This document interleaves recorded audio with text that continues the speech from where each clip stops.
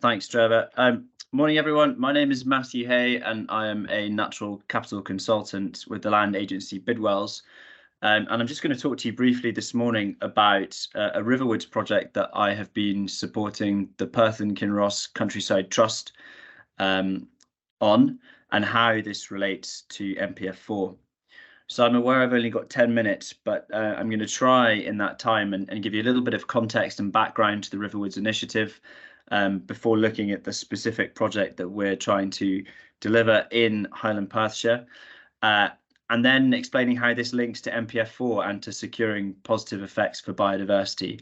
And I'm going to share a couple of case studies that informed our approach and our thinking towards this, and then finally just conclude with a few thoughts about the replicability and strategic potential of offsite delivery, like the case studies I have gone through.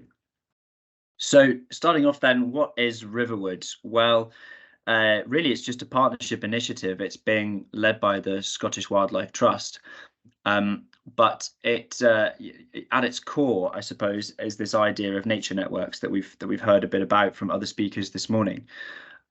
It's really hard to overstate how challenging it is going to be for Scotland to hit its biodiversity targets of stopping the decline of biodiversity by 2030. It's going to be an absolutely monumental challenge. And we know that if we are going to succeed in doing that, then we are going to need nature in Scotland to be bigger, better, and more joined up.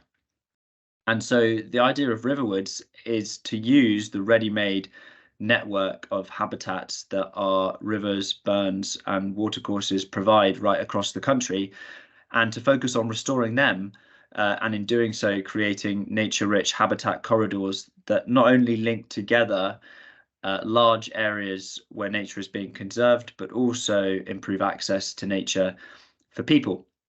So in order to do that, the Riverwoods initiative has kind of split the work into three project streams. There's a science group, and they're looking at the evidence base for the different interventions that Riverwoods is going to deliver, like riparian tree planting. What evidence do we have that provides benefits?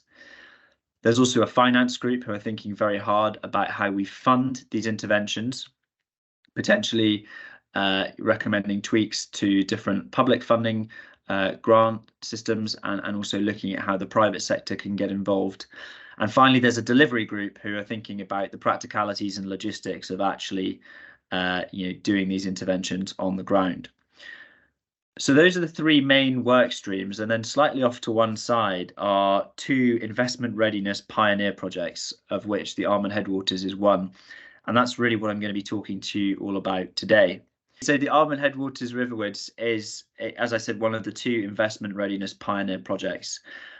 Both of these projects have been funded through the Esme Fairbairn Foundation, and as their names suggest, really the main focus of these projects is financial. So they're looking at how we can make Riverwoods interventions, i.e. habitat restoration, how we can make that investable for the private sector, and in doing so, enable blended finance delivery of these interventions. And I realize that all sounds very jargon heavy, but all blended finance means is combining public sources of funding with private sector investment. So that's the kind of main aim of our project, is to understand what are the challenges, what are the limitations to actually getting the private sector involved in funding some of the habitat interventions that we're talking about. And then beneath that, we've got our ecological and social aims. So the picture on the right is one I took of the River Armand in the project area, and you can see that although there are still a few older trees clinging on to the riverbank, the riparian zone is pretty degraded. It's kind of one tree wide, lots of the trees are very old, and there's no regeneration happening because of deer and sheep. So one of the main aims for our project is to try and undertake riparian woodlandization right along the River Armand in the project area. We're also looking at peatland restoration and the creation of species-rich grassland on the river's floodplain, and we're going to be considering some actual interventions in the river itself, perhaps putting in a salmon ladder to restore access for wild fish. So that's the ecological side of things. Social objectives are very important for this project as well. The 3 estates that we're collaborating with to deliver this project are all farm businesses, and they all employ people. So, we're very mindful of the rural livelihoods that this project is interacting with, and we have to make sure that if our project does deliver any ecological interventions, that it's done in a way that not only retains but enhances those livelihoods and increases community benefits. So this slide shows a map of the project area, and I'm aware it's quite busy, so I'll just try and talk you through it to make it a bit clearer. It's just an OS map, really, of the part of Highland Perthshire we're talking about. The red line boundary, which is our project boundary, is actually the Newton Bridge subcatchment of the River Almond, for those that are interested. So that's the section of the river that we're really focused on. And within that subcatchment, we've got 3 estates. To the west, we've got our Talnig estate, in the middle, Auchnafree, and on the eastern side, ironically, West Glenalmond.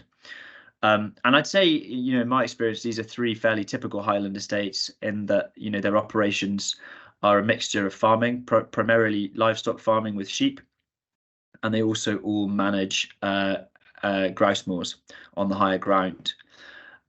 Tourism is obviously a consideration for them as well, and the Rob Roy Way, which is a designated long-distance walking route, comes through this part of Glenalmond as well. So what the map shows is really the potential interventions that our Riverwoods project could deliver in this glen.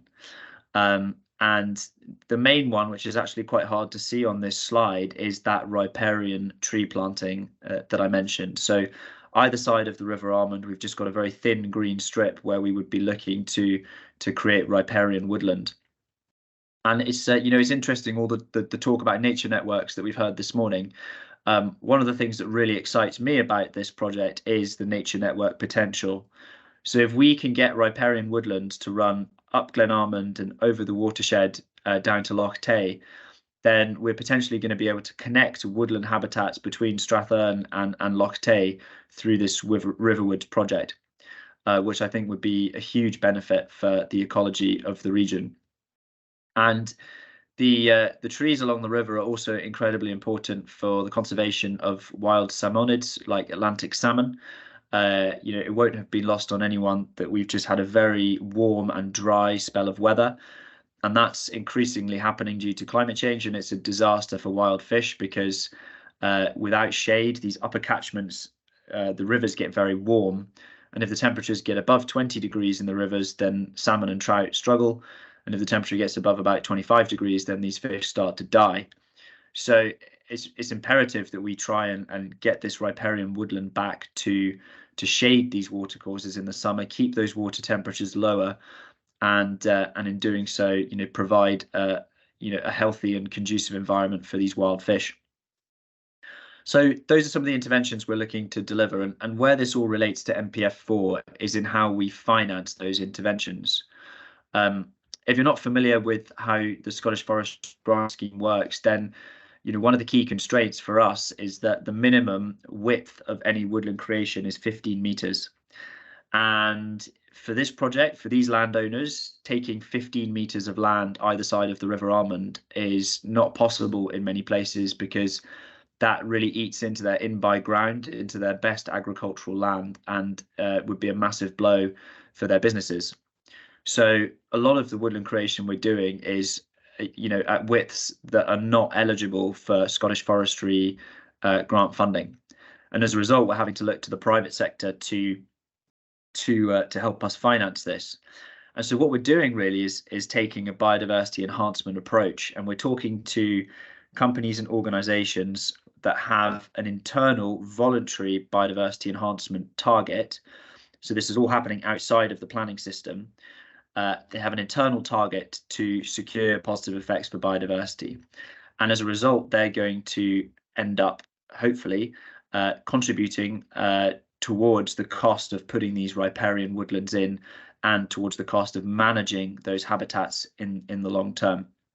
So the reason that I'm sort of on this webinar talking to you all today is that although this is happening out with the planning system, we in the project team believe that there are lessons that we can learn and share with Perth and Kinross Council when it comes to off-site enhancement for developers that are looking to fulfil their statutory obligations under NPF4. And our thinking for this project, given that this project it's been in the works now for a while, our thinking actually kind of predates the launch of NPF4.